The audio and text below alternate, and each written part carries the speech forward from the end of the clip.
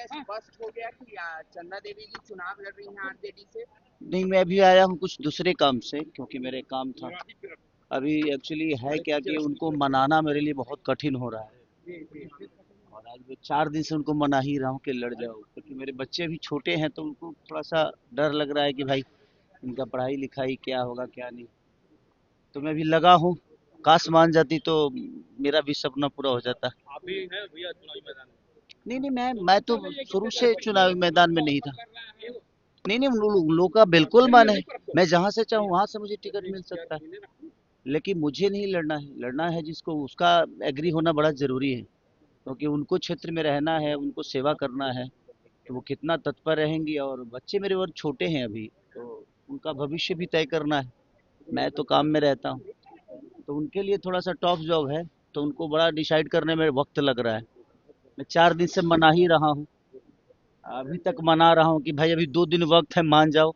मान जाओगी तो कुछ कर लेंगे भाई, आपका भी एक भविष्य हो जाएगा, और सेवा का मौका मिल रहा है लोगों का, ये बहुत कम लोगों को मिलता है। और मेरे पास अपॉर्चुनिटी है जो उनको मिल रही है, लेकिन उनको शायद स्टार की बीवी ही कहलाना है, उनको नेता नहीं कहलाना है। शायद इसलिए वो अभी ना कर रही हैं, और बच्चों से लगाव है, और छोटे हैं तो उनका भी एक इमोशन है, एक माता होने के नाते। अभी देख रहा हूँ, अगर आज आज अगर मान गई, कल मान गई, तो फिर मुझे आज ही शाम को निकलना है मुंबई, क्योंकि मेरा अर्जेंट एक काम था घर का कुछ, उसके लिए मैं आया। तो सब कुछ फाइनली है, बस उनका एग्री होना मेरे लिए बहुत मायने रखता है। बाकी हाँ, उनका एग्री थोड़ा सा मेरे लिए मुसीबत है, कि मैं अपने पत्नी का बात सुनता भी हूँ, क्योंकि मैं एक राम की तरह चाहता हूँ, नहीं सुनूंगा तो रावण बन जाऊंगा। इसीलिए चाहता हूँ कि भाई मेरी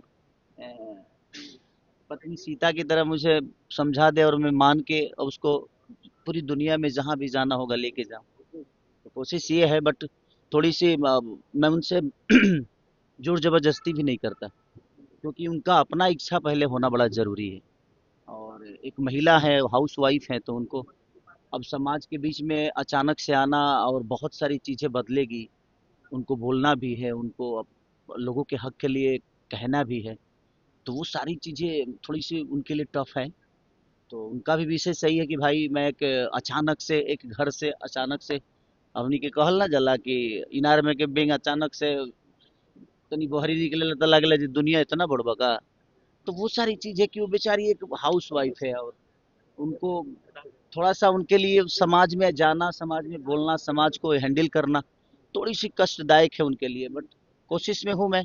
आप लोग भी भगवान से मनाइए कि ओ मान जाए, मान जाएंगी तो मेरे लिए एक होता है ना कि एक सपना है कि नहीं, मैं अपनी पत्नी को भी एक बड़े लेवल पे देखना चाहता हूँ, कि वो भी वहां जाए जहाँ पूरी दुनिया का वो भी सेवा करे, अपनी ऊर्जा से, अपनी ताकत से, अपनी क्षमता से, और दुनिया को, अपने विधानसभा को एक नई दिशा में लेकर जाए। मेरा यही विषय है, मैं इसीलिए प्रयास कर रहा हूँ। 4 दिन से लगातार मैं मुंबई में इसीलिए था कि ताकि वो मान जाए।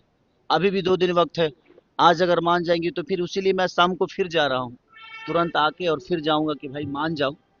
और मान जाएगी तो शायद कुछ जल्दी से खुशखबरी आप सबको दे दूंगा। चुनाव में बहुत सारे सेलिब्रिटी प्रचार करेंगे, कल मैथिली ठाकुर बीजेपी ज्वाइन की, आप किसके लिए प्रचार कीजिएगा?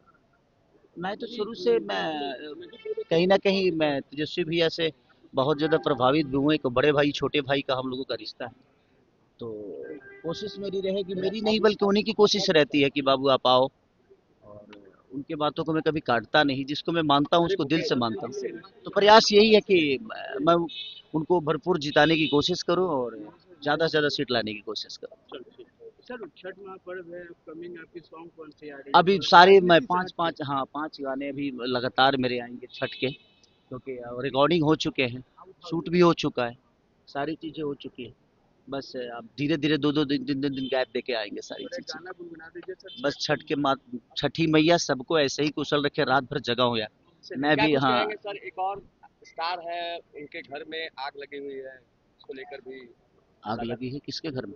ज्योति ज्योति सिंह की अगर बात करें छोड़ तो दीजिए, देखिए राजनीति एक में बात उनके बताएं पिता आपसे, ने कहा कि एक बात बताऊं आपसे, हम लोगों को उस पर बात भी नहीं करना चाहिए, क्योंकि मैं नहीं चाहता कि उस पर बात करके उसको बड़ा लंबा किया जाए। वो उनका अपना मैटर है और सुलझने वाला है नहीं, तो हम उसको बात करके ना और उलझा रहे हैं। तो इससे बेहतर है कि भाई वो दोनों समझदार हैं, उस चीज को समझते हैं, वो लोग समझ ले। क्योंकि हम लोग कुछ भी बोलेंगे ना तो लोगों को यही लगता है कि नहीं हम मजे ले रहे हैं। हम मजे नहीं ले रहे, हमें भी बुरा लग रहा है कि भाई सबका अपना परिवार है, फैमिली है, घर है, बस जाए, दोनों एक हो जाए, चाहे पूरी दुनिया एक होकर जीवन को चलाए, क्या दिक्कत है किसी को। बट एज ए मैं एक दुनिया के नज़र में मेरा जो क्षमता है उसके लिए मेरी से सवाल दुनिया करती है। बट मैं सबसे बोलूंगा ना कि आप लोग इस सवाल को छोड़ दो अब। इस सवाल में कुछ रखा नहीं है, क्योंकि वो चीजें आती रहेगी जाती रहेगी और हम लोग फालतू में उलझते रहेंगे। भला बुरा हमें बोला जाता है, जबकि हम लोग सही बोलते हैं भाई। कोई पूछता है तभी आदमी जवाब देता है, नहीं पूछेगा तो क्यों जवाब देगा। ऐसा थोड़ी है कि मैं खोद के बोलता हूँ कि नहीं वही सवाल तुम लोग पूछो भाई, ऐसा नहीं है। मैं भी चाहता हूँ कि पूरी दुनिया एक होके रहे। हमारा एक रिश्ता है पति पत्नी का, मैं तो हमेशा प्रयास करता हूँ कि हमारा घर बचा रहे। और मेरी पत्नी अगर कुछ बोल भी देती है तो मैं उसका जवाब इसलिए नहीं देता हूँ कि मेरे लिए वो बात बड़ा नहीं है, मेरे लिए वो रिश्ते बड़े हैं। तो जिसके लिए रिश्ते बड़े होते हैं ना, वो बात को नहीं भूल, वो बात को भूल जाते हैं, और जिनके लिए बात बड़ा होता है ना, उनके लिए रिश्ते बड़े छोटे हो जाते हैं। तो मुझे लगता है कि रिश्तों को बड़ा रखिए, बातों को भूल जाइए।